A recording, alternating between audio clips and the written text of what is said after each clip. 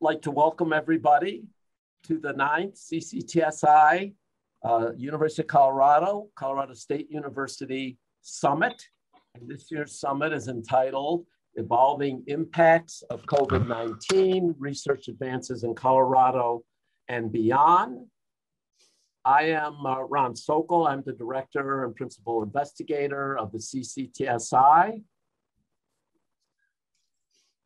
And the goals of our CCTSI CU-CSU summits are to provide updates this year on the COVID-19 pandemic and the current challenges that we're facing in 2021. We will be highlighting ongoing COVID-19 research and progress in Colorado and beyond. And one of the goals of these summits is to promote new collaborations, scientific exchange, and develop mentor-mentee relationships.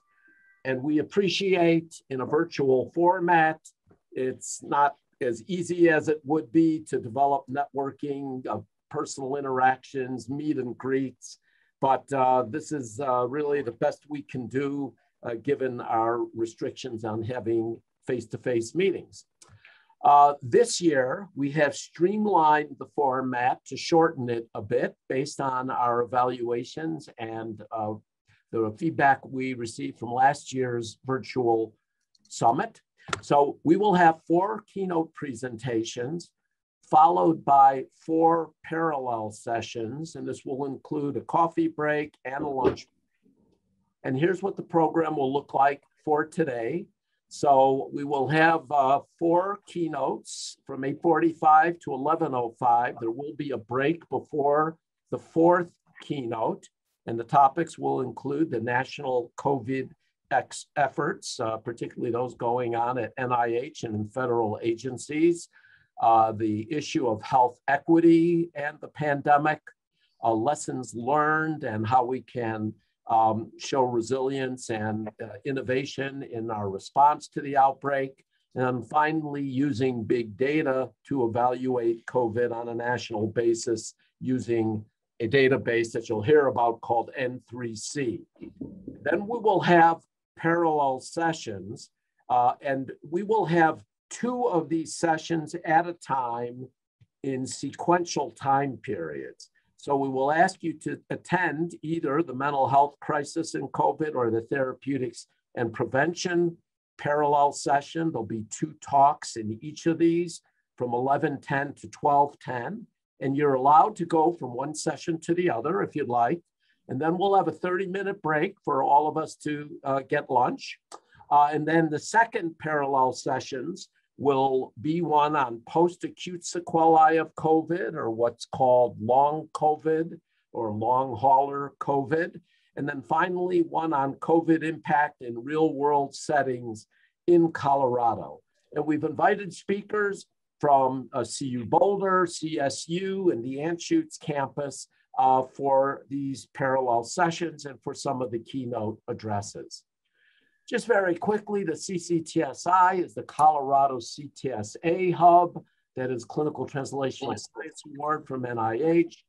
It was created in 2008, and it's a collaboration between CU Anschutz, CU Denver, CU Boulder, Colorado State University, 6 hospitals, and over 20 community organizations. We are now approaching 7,000 members, individual person membership of the CCTSI. Again, the funding is primarily from an NIH grant, but there is substantial institutional support in many ways and partnerships without which the CCTSI could not function. And we really appreciate the partnership of our hospitals, universities, et cetera. CCTSI is really designed to support all faculty, postdocs, trainees, and others who are involved in clinical and translational research. And we are what NIH calls disease agnostic. We don't focus on any particular disease. We do not have a scientific research agenda. It's your agenda that we support. And again, we support this with facilities, resources, training programs, pilot grant programs, and many other activities on many campuses.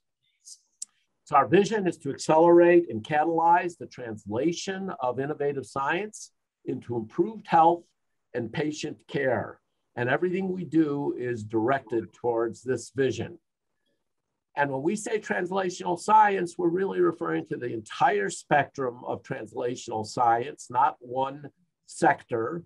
That is taking basic scientific discoveries to natural animal models of disease or to first in human type of research, then translating it to patients, and finally to practice settings and to population health. And it's important to note that translational science is bidirectional. An observation in a private practice setting or a family medicine setting could lead to even basic science research to answer that question. So that's why you see these arrows going in both directions. There's really insufficient time, and I don't want to take up much time to talk to you about all of the various resources and support systems and training programs that the CCTSI offers. And I refer you to our website here, or you can simply to 50 in terms of the response on Google. I did want to mention, though, that you can find out about all of our programs under these tabs on the top. These are all menus that then link to other pages. And for the purposes of this summit, if you ever get lost in the program or lose your connection, you can always go to this tab that we put up here for today on our homepage that links webinars, et cetera, to our agenda and the various links. So the pandemic, as we all know, has been really unprecedented in all of our lifetimes. As of this week, there's over 37 million Americans infected and over 623,000 people have died of COVID. The numbers in parentheses are the numbers that we presented last August at our summit. Really? Affected by this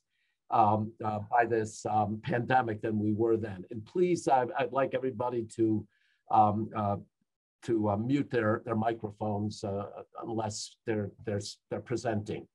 But these numbers are staggering, and certainly underserved minority communities are disproportionately affected. We'll hear about that today from some of our speakers. And as we all know, there's 3 approved vaccines in the United States, the really only hope to end this pandemic. However, the Delta variant has really thrown a wrench in our ability to control the pandemic, and we're now seeing breakthrough infections in vaccinated individuals with new CDC recommendations coming out almost weekly, with a new recommendation either yesterday or today or it's imminent. Maybe Mary will address this. So what we've done is assemble this, again, superstar lineup of national and local speakers to address what we consider the critical challenges and aspects of the pandemic for 2021. And it's really for August of 2021, because in November, December, or other months of this year, the whole priority list for the pandemic has changed. So we're hopefully addressing what is new today and important today.